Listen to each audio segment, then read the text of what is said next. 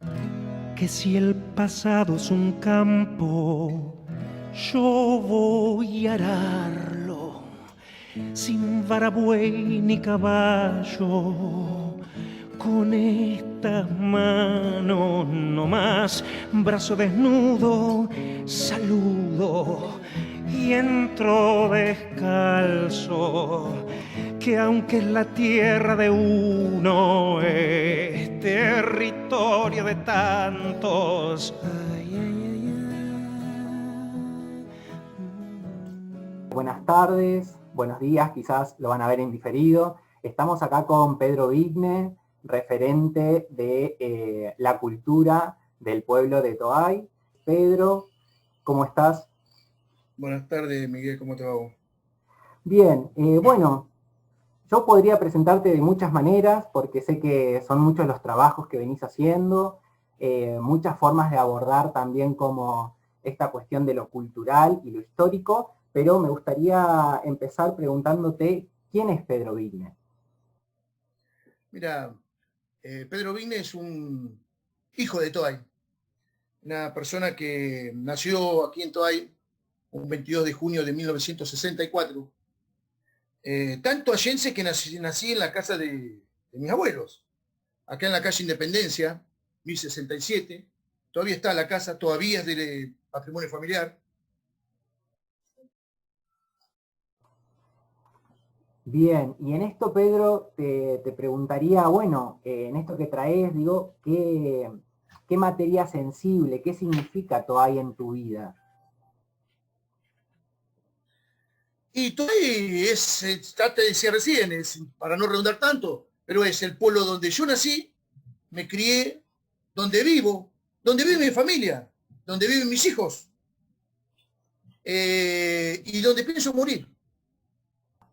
Y en relación un poco a esto que traes de tu trabajo como historiador y como investigador, ¿cómo y cuándo comienza como a gestarse esa inquietud? Y de algún modo también preguntarte si hubo algún referente o algún hecho en particular que te llevó a realizar esto. Mira, a mí ya en la escuela secundaria me gustaba la historia.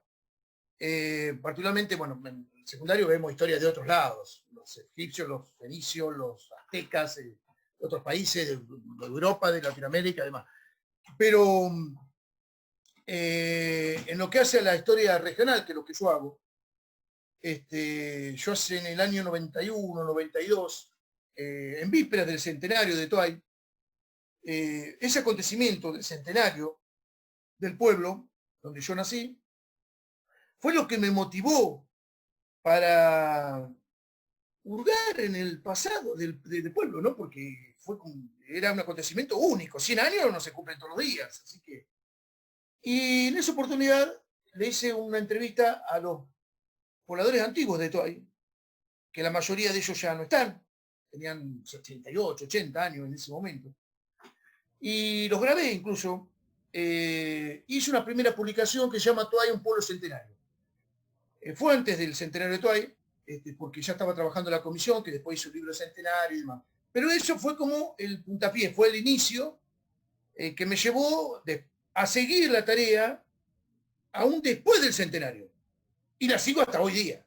Bien, y en referencia a eso, ¿podés nombrar algunos de los entrevistados de ese momento como para que quede también en esta entrevista traer a aquellos pobladores antiguos de Toay?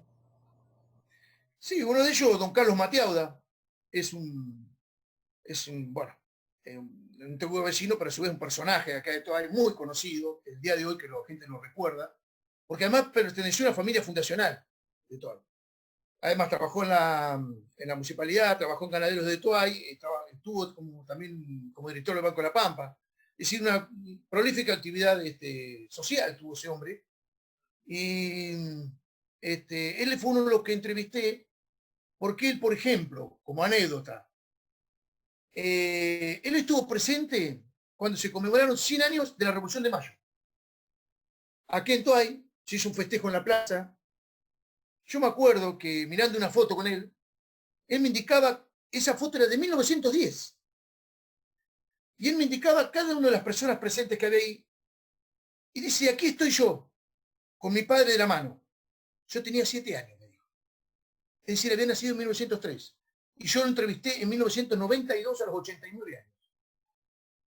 Fíjate, ¿no? Qué interesante como anécdota y como hecho que queda, que pude conocer una persona que estuvo presente en el centenario de Mayo. Y después, a don Pedro Prado. Don Pedro Prado fue hijo de Aniceto Prado. Aniceto Prado vino poniendo las vías del ferrocarril del sur a Toay, que para que se dé una idea la gente, Toay tuvo 2 estaciones ferroviarias, tuvo 2 líneas ferroviarias. Una de la del oeste, que venía hasta hace poco de Once, que se terminó llamando Domingo Faustino Sarmiento, y la otra que venía del sur, de Bahía Blanca, que tenía la estación donde está el complejo recreativo municipal. No queda nada de esa estación porque fue demolida en el año 1946. Don Aniceto Prado vino colocando las vías. Y como otros obreros, empleados del ferrocarril de aquel momento, se quedaron en Toay. Se casaron, formaron su familia. Y él puso un hotel justo frente a la estación, con otro socio, un amigo, José Iglesias. Bueno, lo cierto es que sobre 1900 Iglesias deja la sociedad, se vuelve a España, y él queda a cargo del hotel y le pone Hotel Prado. Ese hotel estuvo hasta el año 1986, 1987 en pie hasta que fue demolido. Y ahí tenés, ¿ve? En ese momento nadie advirtió de la historicidad, o el que se dio cuenta no hizo nada por salvarlo, o no se lo tuvo en cuenta, digamos, pensaron que era algo viejo, o que ya estaba deshabitado, ya era un caserón, de todo lo que había pasado en ese edificio. Ahí, por ejemplo, estuvo la Escuela 62. Fue el segundo lugar, después que se fundó en 1911 en la estación, comenzó a actividades en la Casa Reviso, ahí también frente al complejo, en 1911. Y para el 28 se trasladó a las instalaciones de Hotel Prado y estuvo hasta 1951, que se hace el edificio propio, que es donde está ahora, en el Boulevard Bron. Bueno, yo uno de los que pude entrevistar para el centenario de Toay fue al hijo de Aniceto Prado, a don Pedro Prado, que ya también tenía 85 años, pero se crió ahí en ese hotel. Y entonces me contaba cosas de su padre, cosas del hotel, cosas del Toay de aquellos primeros tiempos, ¿no? Décadas del 20, del 30. Testimonios invalorables, por supuesto, ¿no? Así, cosas que... Y a través de ellos, de esos testimonios, que vos vas armando la historia.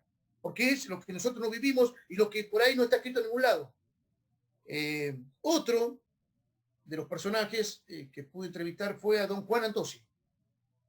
Don Juan Antosi tuvo durante más de 50 años la preparadora de Toay. Pero eso fue una de las cosas que más quedó en la memoria de la gente. Don Juan Antosi, en realidad, los últimos años se dedicó era de sodero. Si bien tuvo un almacén ahí en la esquina de Sarmiento, Italia, que está todavía, y atrás tenía la casa, él durante el día se dedicaba a repartir soda. Y a la tarde encendía la preparadora, que tenía ahí en una habitación, y brindaba servicio a la gente, un servicio a la sociedad. Pasaba comunicado a la escuela, de las instituciones, pasaba música, entretenía. Alguno podía ir a cantar, a recitar, a hacer lo que quisiera. Y también había, los acontecimientos especiales, como por ejemplo el fallecimiento de algún vecino, que lo anunciaba con una música muy característica, especial, que la gente ya la tenía incorporada en la mente. Cuando escuchaba ese sonido, muchos dicen paraba la oreja, claro, le paraban la oreja para ver quién había fallecido. Eso lo hacía en cualquier horario. Digamos, si era de mañana que había fallecido esa persona, él paraba su recorrido de sodero, prendía la preparadora, hacía el anuncio y seguía con sus actividades. Tenía parlantes colocados en diferentes lugares del pueblo, en la plaza, en el barrio sur, allá frente a la estación de servicio, por el 32. Pero si vos te querías enterar cosas del pueblo, y bueno, la preparadora era el medio de comunicación que que sirvieron. Y bueno, tan es así que hace 2 años presenté al Consejo Deliberante una solicitud para que se le coloque el nombre de varios vecinos de Toay a las calles de acá de la ciudad, o paseos públicos, como manera de homenaje. Y eso surge como inquietud, no solo porque lo merecen, sino porque vi que se le colocaba un nombre, se le ocurría a alguien, y yo un día le pregunté a un concejal, digo, ¿por qué ese nombre? ¿Y por qué un hombre viejito que siempre vivió acá y trabajaba? Pero no es así. Todos nosotros tuvimos abuelos, tíos, padres que trabajaron y fueron viejitos y murieron acá. Y deberían llevar el nombre de todos. Para mí, para tener el nombre de una calle, un paseo público, un edificio, un lo que sea, tiene que ser una personalidad destacada, que se haya brindado a la comunidad, más allá de cualquier común, cualquier de otros. No es porque fue un médico, o porque fue un abogado, o porque fue... No, no. Tiene que ser que haya dado algo de sí, fuera de horario, desinteresadamente. Eso es merecedor de un reconocimiento, para mí. Y bueno, lo logré, que don Juan Antosi hoy lleve el barrio que está cerca del barrio de acá de las Cortaderas, un barrio moderno que se ha construido. Vos sabés, como novedad también, si te sirve, tiene una faceta de historiador, Juan Antosi, que para mí también fue novedad. Y eso lo supe cuando lo entrevisté en el 92 para el centenario, al víspera del centenario. Y él me dijo, por ejemplo, hablando de del pueblo, él más o menos era de 1920, una cosa así. Y me dice, porque en tal lugar vivió el doctor Lucio Molas. El pueblo, Broma, antes de morir, se lo vendió Gómez Ortiz. En tal esquina estuvo la botica del primer farmacéutico de Toay, Septimio Guidi. Yo lo tomé y lo escribí incluso. Pero cuando, después que falleció Don Antosi, que yo seguí con el tema de la historia y profundicé en la vida de estos personajes, de estos pioneros de Toay, lo pude verificar que efectivamente fue así. El doctor Lucio Mola fue el primer médico de Toay, radicado en Toay. Antes que viniera Molas a Toay, el que atendía las defunciones, por ejemplo, que había que certificar ante jugada de paz, era el boticario Septimio Guidi, un italiano, que tenía su botica en la esquina de España y Mitre, aquí en Toay, donde me dijo Antosi. Y Molas, el doctor Molas, cuando viene, se radica en Toay en 1906, se casa con una maestra y construye su casa sobre lo que es ahora la calle Balcarce, entre Independencia e Italia, y parte se conserva original, una hermosa casona, una parte está modificada y otra parte está original. Y ahí vivió Molas, hasta 1912, que se fue a Santa Rosa. La casa que me había dicho Antosi. Y otra cosa que me dijo, Gómez Ortiz le vendió el pueblo a Brom antes de que Brom muriera. Brom le vendió el pueblo a Gómez Ortiz antes de morir. Brom murió en 1908. Y le vendió todos los terrenos que le quedaban a la firma Manuel Gómez Ortiz Compañía en 1906, 2 años antes. Yo digo, el pueblo, que el pueblo tenía dueño, bueno, era casi todo el pueblo. Lo que tenía Brom todavía en tierras. Por ejemplo, yo saqué unos cálculos que salen en los diarios de época de las ventas que hizo Gómez Ortiz y me figura 132 manzanas y el pueblo de 240. Claro. Y digamos, las cifras que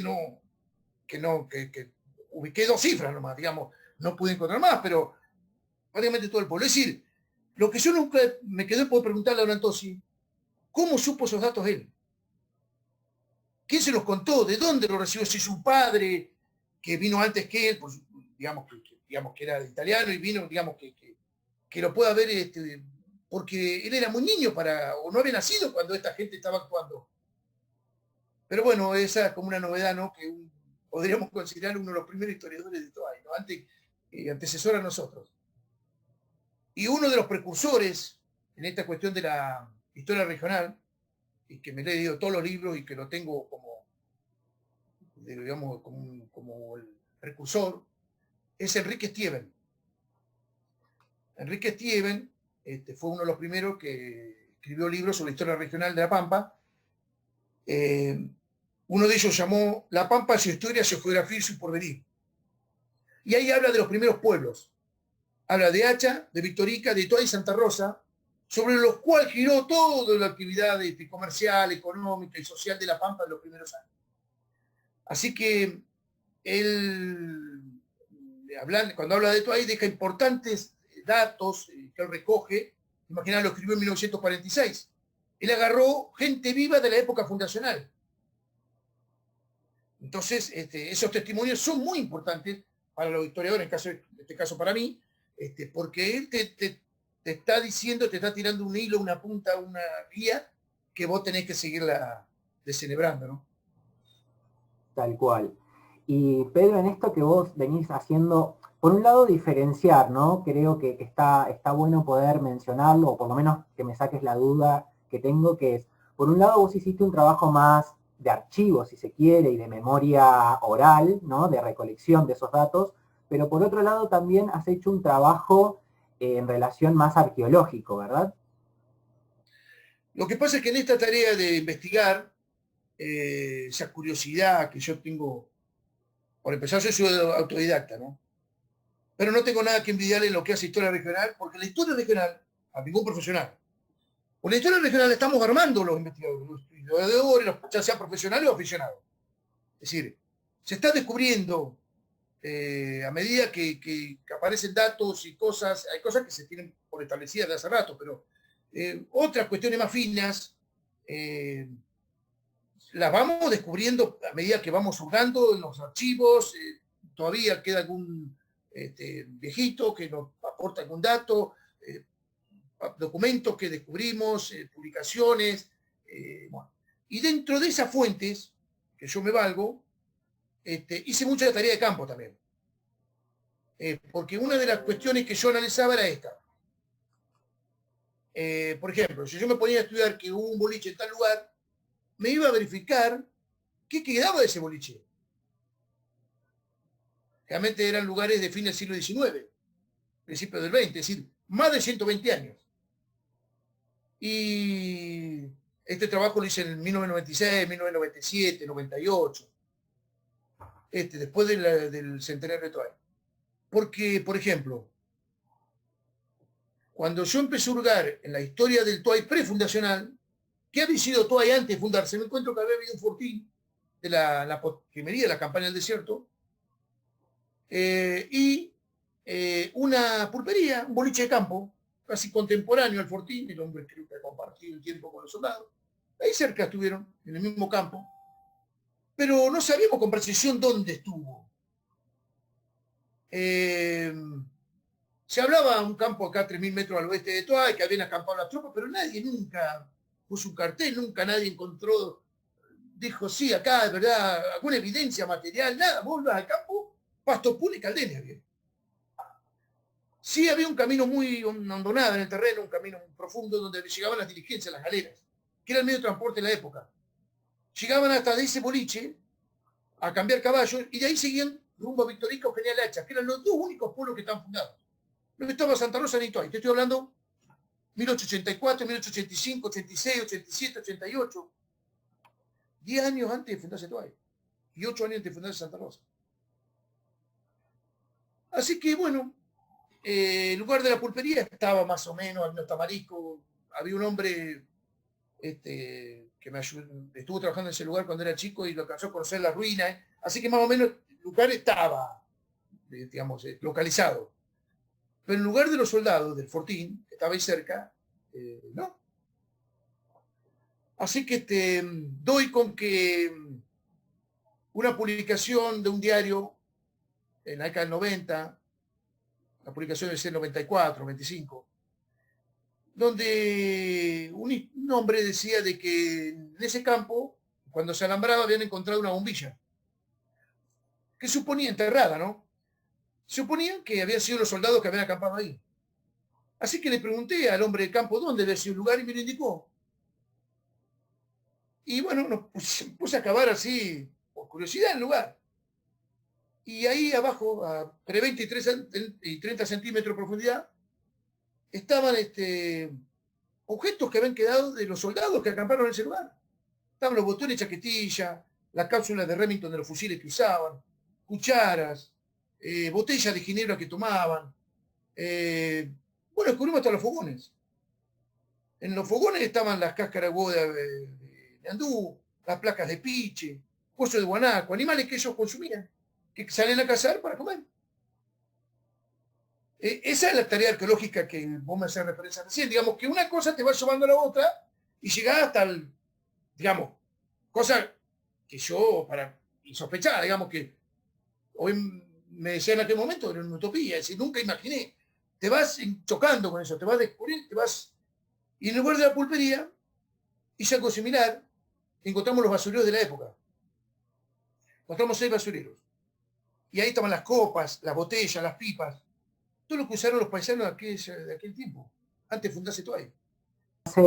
Digo, pienso que quizás si hubiese cobrado otra notoriedad, esta búsqueda, esta investigación que hiciste, digo, quizás hubiera tenido, quizás, no lo sé, el mismo resultado que la película Miró, Las huellas del pasado, no sé si la viste. Sí, los arqueólogos que trabajaron ahí los conozco, tengo una relación.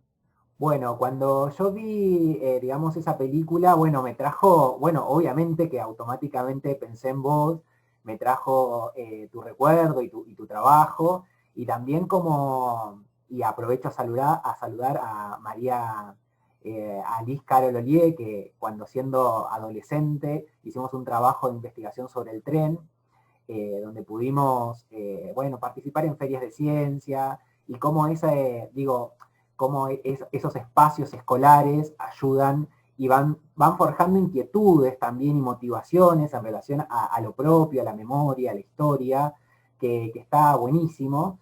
Y un poco esto lo traigo, lo de este trabajo que hice siendo un adolescente, porque bueno, en su momento, investigando la estación ya no existente del ferrocarril en lo que es hoy el complejo,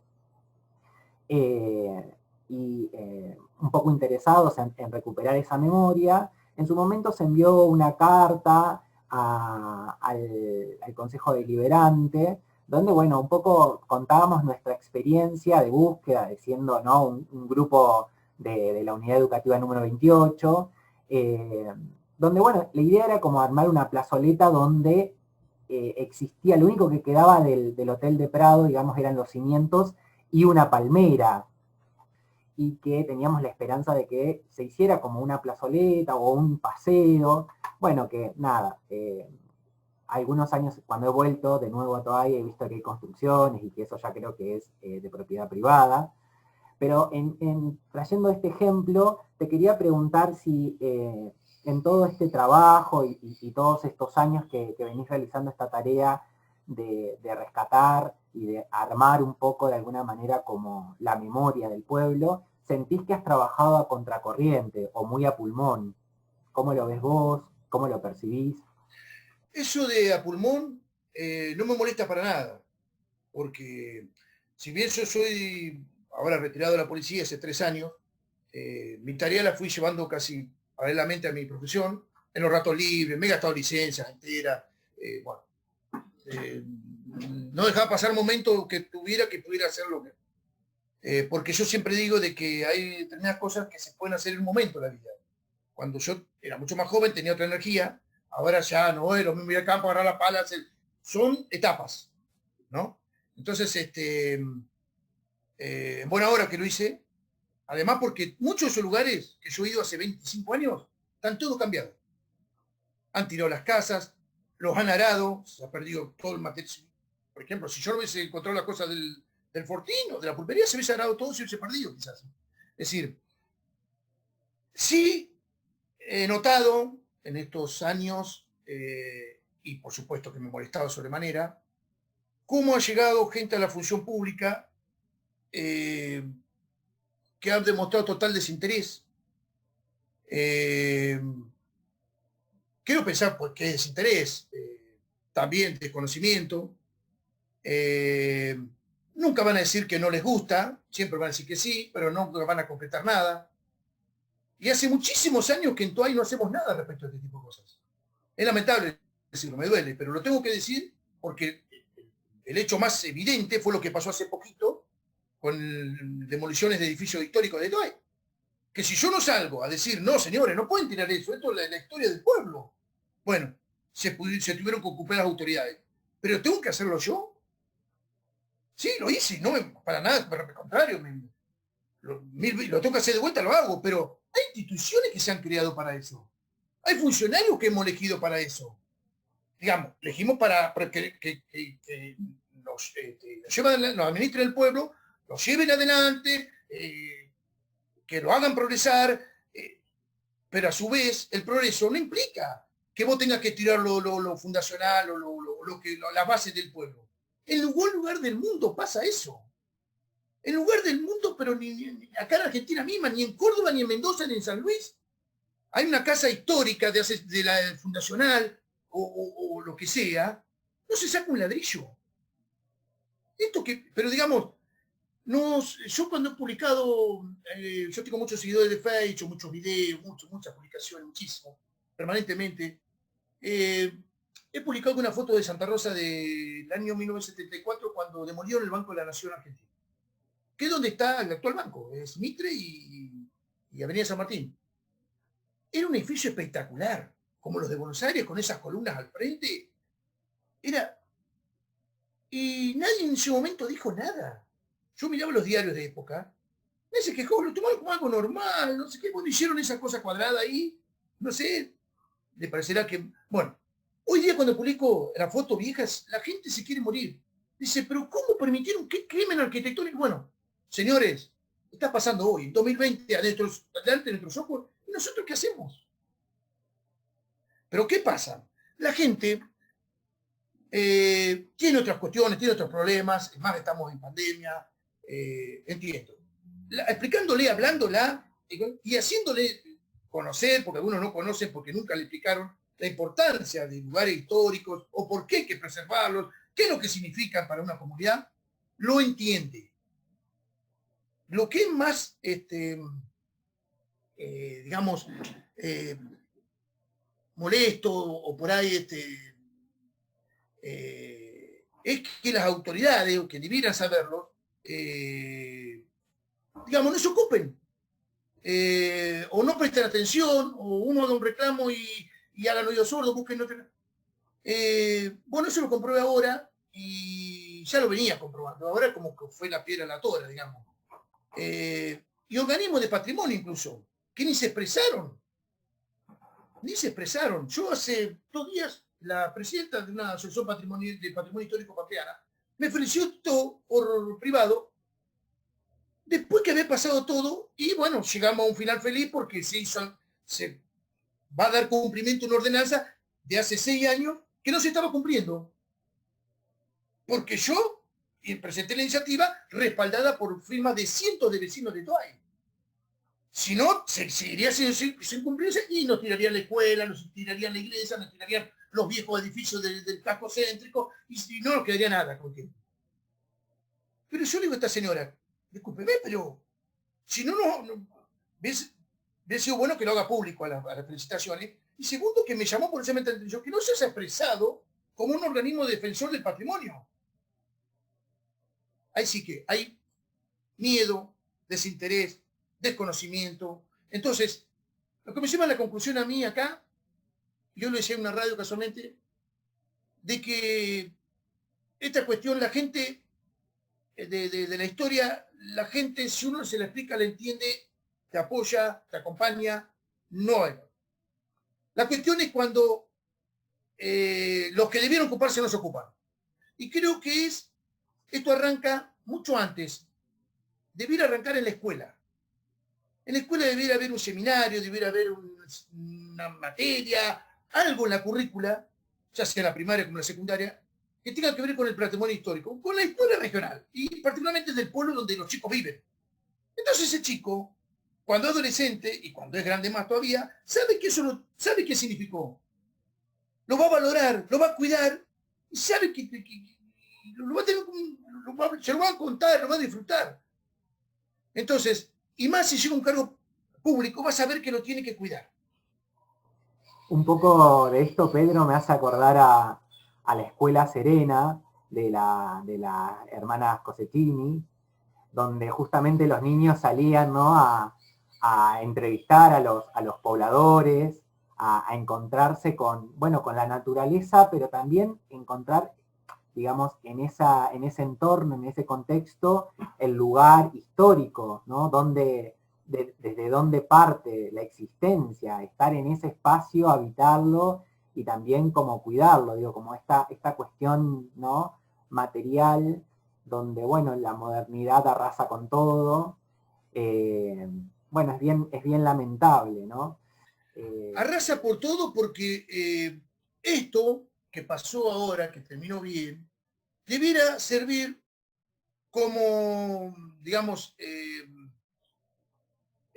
un antes y un después, si se quiere, o marcar, digamos, algo para futuro, de cómo se hubiera de proceso. Primero que no tenemos que haber llegado a esta instancia de tener que andar reclamando que no quieren los edificios fundacionales. En el 2008 hubo ya un antecedente.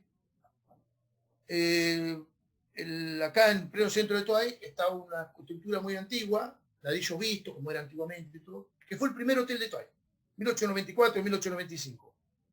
Y un hombre lo compra y va a ser, como se tira hoy, locales para comerciales. Y un grupo de jóvenes de acá de Toay, entusiastas en ese momento, que vieron, fíjate vos qué importante, no fueron los concejales, ni fue el intendente, ni fue ninguna institución de patrimonio, fueron jóvenes de Toay, que tengo los nombres, Claro. ahora ya adultos, grandes, que se movilizaron, se plantaron frente a ese edificio y dijeron, no señores, ustedes acá no tiran esto. Habían tirado ya la mitad, ¿no? Tuvo que intervenir el municipio, ir el arquitecto, hablar con él, y bueno, se salvó la ochava. Se salvó el frente. El lugar es rayito de luz. Todo esto está registrado en La Pensadera, ¿verdad? Sí, ese chico escribió eso. Y yo después una nota en Caldeña reflejando eso, porque fue muy importante. Fíjate que la gente, el pueblo, nosotros, tenemos el salvaguarda de esas cosas. En tiempos que no debiera pasar, porque no estamos hablando hace 50, 70, 100 años atrás que no se tenía conciencia del patrimonio, de que no se abolió, se lo tenía como algo viejo y se perdió edificios imponentes. Santa Rosa, por ejemplo, perdió la casa del fundador, que era un chalet espectacular. Perdió el Banco de Nación.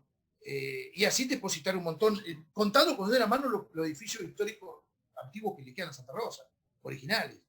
Sí, entonces, acá todavía los tenemos y digo, ¿por qué no los cuidamos? Si bien no sé si formaba parte o no del patrimonio, pero sí por lo menos del cotidiano, ¿no? Digo, hace unos años, volviendo de Buenos Aires a Toay, en la entrada al casino, ver que ya no existía más el chalet de Basalo. Claro. El chalet. Fue tremendo, como que ahí realmente fue, esa vuelta fue una llamada de atención de todas las cosas que vengo viendo, de las vueltas al pueblo, ¿no? Y eso fue muy tremendo para mí. ¿Sabes qué, Miguel? Yo creo que no lo que pensamos nosotros, hay cierta gente que está en lugares de decisión, de cargos, que no piensan igual que nosotros, digamos. Para nosotros es importante, pero para ellos no. Para ellos tienen otras aspiraciones, hay que hacer asfalto, hay que acercarse, pero por supuesto, sí, esa es la prioridad. Pero no porque vos modernicés o progreses o lo que sea, necesitas necesariamente tirar las bases, la génesis de tu pueblo. Eso no pasa, creo, no debiera pasar en ningún lugar. Digamos, yo no viajo mucho, pero tengo familiares y conocidos que viajan. Dice, vos vas a Córdoba, vas a San Luis. Dice, no te dejan tocar una piedra. Es más, te dicen, hay un charquito y ya está, tomó agua del Camino San Martín. Y la gente saca fotos, te venden artesanías, lo explotan turísticamente incluso. Digamos, yo lo he planteado, digamos, he hecho proyectos, lo he elevado y hasta el momento no he tenido respuesta, digamos, positiva para poder hacer este tipo de cosas. Pero la idea final sería esa, ¿no? Aprovecharlo incluso, darle vida. Y tenemos Santa Rosa, que está acá a 10 kilómetros, hay 130.000 personas que los fines de semana quieren buscan salir, conocer nuevos lugares, bueno, ¿por qué aprovechamos eso? Pero bueno, lo que pasa es eso, que yo estoy viendo de que nosotros valorizamos y tenemos, porque hemos estudiado, porque hemos indagado, porque nos ha interesado, porque tenemos esa pasión por estas cuestiones, y otra gente te escucha, sí, pero para ellos la prioridad es otra. Entonces, creo que hay que involucrarse. Llegó el momento de involucrarse porque yo hace 30 años que vengo renegando siempre con este tipo de instituciones, de personas, de cosas que están en lugares que, digamos, son indiferentes a lo que tiene que ver, en el caso mío, que me gusta la historia, el pasado. No solo eso, sino que, no solo que no hacen nada, sino que te tiran lo que está. Entonces, yo creo que este fue un claro caso de cómo sí se puede. Y yo me acuerdo que cuando hice varias publicaciones en Facebook a raíz de esta movida que hice por el salvaguarda del patrimonio, y más de uno me decía, suerte, Pedro, o no, no se puede con el poder, Pedro. ¿Y qué querés? La plata, Pedro. No. La gente un poco incrédula, medio como pesimista, como que no. Y yo le demostré que sí se puede. Hay que intentarlo. Es decir, lo peor que podía hacerme yo es quedarme el brazo cruzado y no hacer nada. Y mañana reprochármelo. Yo lo intenté. Tuve éxito. Si no lo tenía, mi conciencia va a estar tranquila. Nuestro patrimonio está en riesgo, está permanente. Por eso espero que esto se cumpla. Y bueno, no me han llamado todavía para formar ninguna comisión y me han preguntado nada. Estoy a disposición. Siempre tuve disposición. Del primer momento que yo presenté la nota el 3 de septiembre a la presidenta del Consejo, le dije, para que cuenten, me recibió la nota, nunca más tuve que andar yo, averiguando, trayendo, llevando. Hacía un trabajo que le compete a otro, pero como ese otro no le interesa, lo tuve que hacer yo. No importa. Entonces ahora hay que luchar para que eso se cumpla también. Pero digamos, no pierdo la esperanza que alguien en algún momento tome conciencia de lo importante que es, que no es todo asfalto y todo casa y todo, que sí es importante eso, por supuesto. La gente tiene que estar bien, tiene que tener trabajo también. Pero no, porque tengamos que hacer eso, tenemos que tirar todo lo otro. Pueden consistir las dos cosas perfectamente. Es más, ni molesta esa otra cosa. Es más, hasta se puede utilizar, ya te digo, desde el punto de vista turístico. Y bueno, ya un poco para ir redondeando y nuevamente agradecerte este espacio, preguntarte que si te diera a elegir algún poblador o algún personaje del pueblo por su importancia, por lo que hizo o porque te llama la atención, ¿quién sería y por qué? Bueno, no, hay varios. Hay varios porque yo hice un trabajo que lo publiqué en el 2013 que se llama Historia de Pioneros.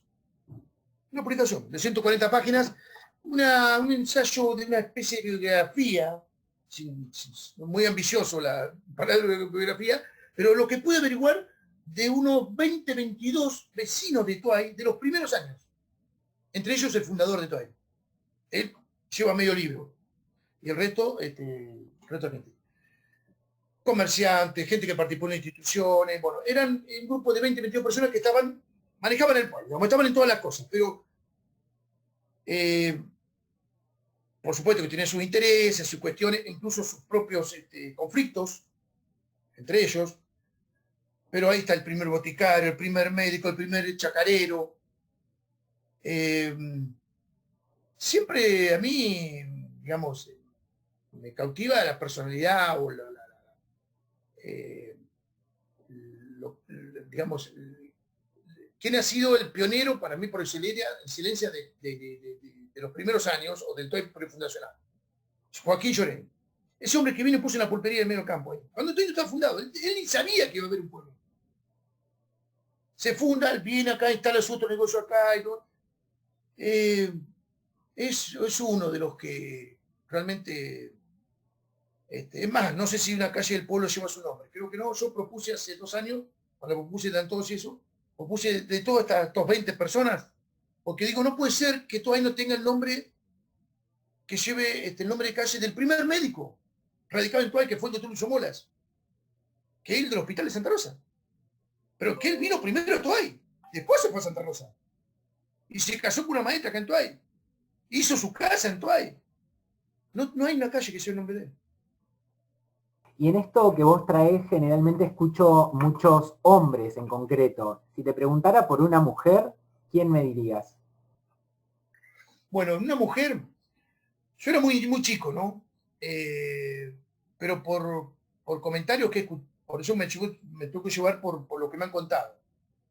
Y lo he verificado no solo lo que me han contado, sino en distintas fuentes, también algo que he leído y demás. Y ya tenemos que venirnos a tiempos más modernos. Porque me imagino, yo era niño, casi que podría decir que no la conocí, porque murió en el 72, yo tenía 8 años, pero no visualizaba, todavía no tenía esa conciencia de poder. Doña Roselina Mateado de Padura, más conocida como Doña Rocha. El nombre de él, fíjate vos que en homenaje a su servicio por la comunidad, además, se le puso su nombre al jardín maternal de Toay. ¿No? Ahora creo que tiene otro nombre, digamos, IFE, no sé cómo se llama el lugar, pero bueno, se sigue teniendo el nombre de ella.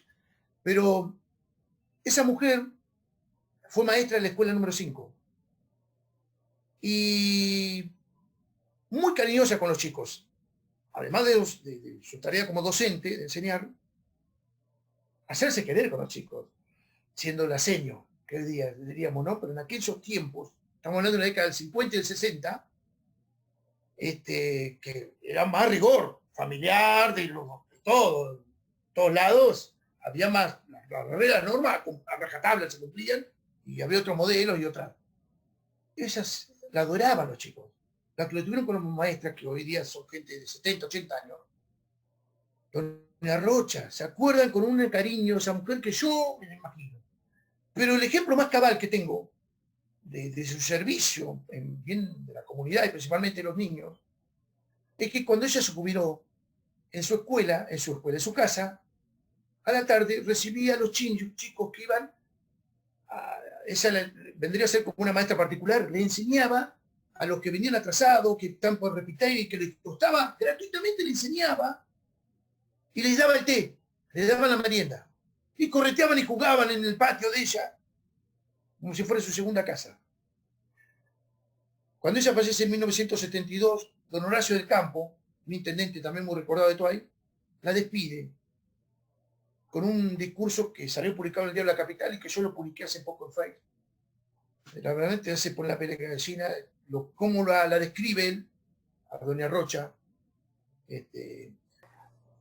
A mí me pregunto que siempre todo empieza como con la fundación del pueblo y un poco antes, o por lo menos esos son los registros que yo tengo, pero digo, bueno, ¿cómo fue esto? ¿No? ¿Cómo fue en relación a los pobladores indígenas? Y si sabes o estás en relación hoy actual con ellos, qué lugar ocupan, qué voz aportan a todo este legado que vos venís construyendo. Mirá, yo he escrito mucho de la cuestión de los pueblos originarios. Por ahí incluso yo hablo de la cuestión indígena porque es el término que se usó durante esto de los pueblos originarios, surgió hace poco, ¿no? Y no tiene que ser peyorativo y nada. Es más, yo me he encontrado con gente descendiente, no lo toman porque va de quien lo dice y cómo lo dice. También puede ser aborígenes, puede ser nativos. He publicado, he hecho videos, por ahí pueden entrar míos, de Mariano Rosa, de Carfuculá, de Pincel. Es una cuestión que atrapa mucho a la gente hoy día, es un tema que está muy vigente y que cada vez que escribo o hago algo al respecto causa mucho interés, mucha atracción. Y al respecto, yo he participado de varios congresos indígenas. El más lejano en el 92, Santa Rosa. Después he ido hasta Venado Tuerto, Santa Fe, a La Carlota. He asistido he estado como asistente y como expositor.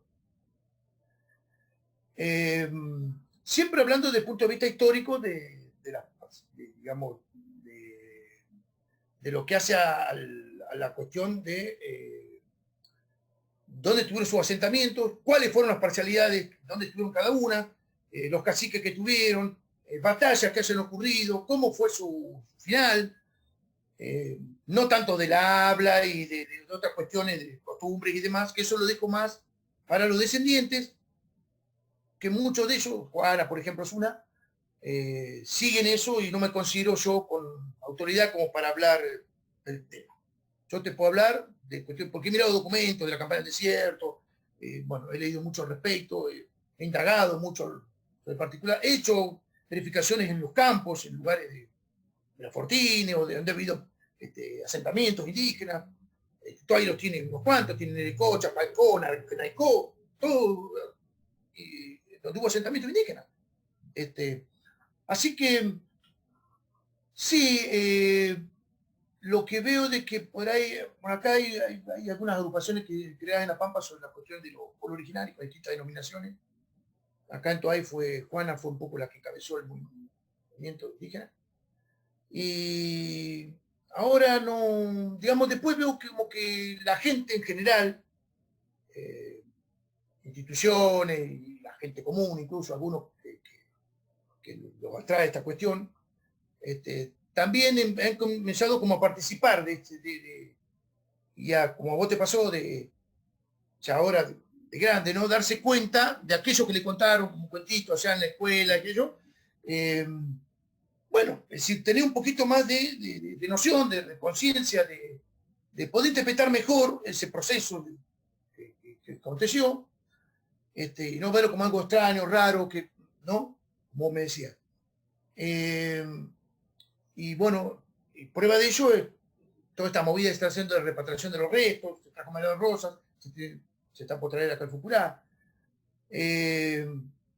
Pero hay mucho desconocimiento todavía. Yo me doy cuenta cuando publico algo de que comentario así, digamos, que no se compadece con la realidad de los hechos que fueron, que por ahí se mantiene esa cuestión que vos me estabas diciendo de lo que escucharon, ¿no? O nos vamos al otro extremo, de decir fue tal y no tampoco. Es decir, y esas cuestiones hay que ir hilando más fino, hay que ir arrimando más a la verdad, en honor a la verdad misma, ¿no? De cómo fueron los acontecimientos, bien y mal, es decir, contar cómo fue, ni para un lado ni para el otro, pararnos, porque si no seguimos cometiendo los mismos errores que se vienen cometiendo y repitiéndolo y nunca se va a corregir. Y bueno, veo eso, ¿no? Que hay que trabajar en esa cuestión. Bien. Bueno, Pedro, te agradezco profundamente. La verdad que es una vuelta para mí al pueblo, es una vuelta a mi infancia, es una vuelta a muchas preguntas. Esperemos que haya próximas instancias de entrevista y bueno, próximamente estará publicado este material para no solamente la gente de Toay, sino también todo aquel que quiera acceder. Así que nuevamente, muchas gracias, Pedro, que estés muy bien y nos veremos pronto y seguiremos charlando. No, gracias a vos por darme esta oportunidad, Miguel, y bueno, el que quiere interesarse más de la actividad que yo desarrollo y eso, tiene mi Facebook, Pedro Vigne, y tengo una página de historia regional también, que hay mucho sobre la cuestión de los pueblos originarios y de casos policiales y todo lo que hemos estado charlando, puede acceder, así que por Facebook, así que abierto a todo. Nos estamos viendo la próxima.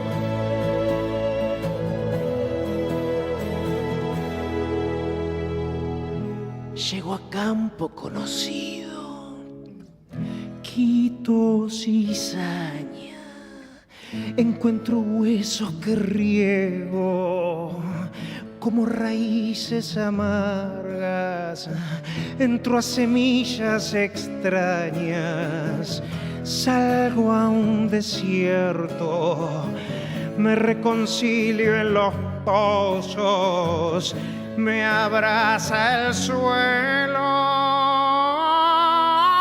nombra un nombre que los nombra a todos juntos de un gesto y así despierto a una lluvia que limpia con tierra el cuerpo, apaga un fuego que ardía desde hace